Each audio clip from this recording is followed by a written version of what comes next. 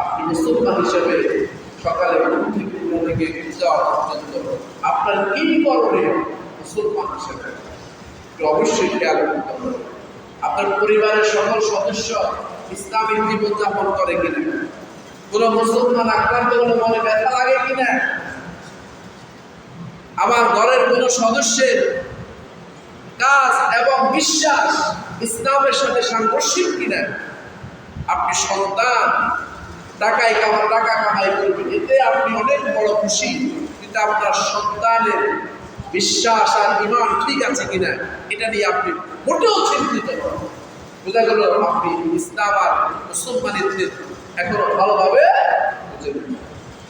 আমাদের দেশের প্রত্যেকটি পরিবারের সদস্য যদি একনিষ্ঠ মুসলিম হয়ে যায়, বিশ্বাস করেন এ দেশ ঠিক হয়ে যাবে, এই সমাজ ঠিক হয়ে যাবে।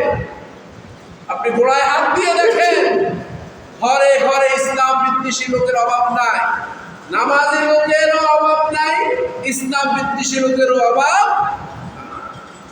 দুইটাই চলছে একটা আমরা মুসলমান। প্রিয় ভাইরা আমার, মুসলমান হলো ওই ব্যক্তি যে ব্যক্তি তার জীবনের সকল ক্ষেত্রে একমাত্র আল্লাহ তাআলার কাছে আনুগত্য স্বীকার করে। স্বীকার করে আনুগত্য স্বীকার করে।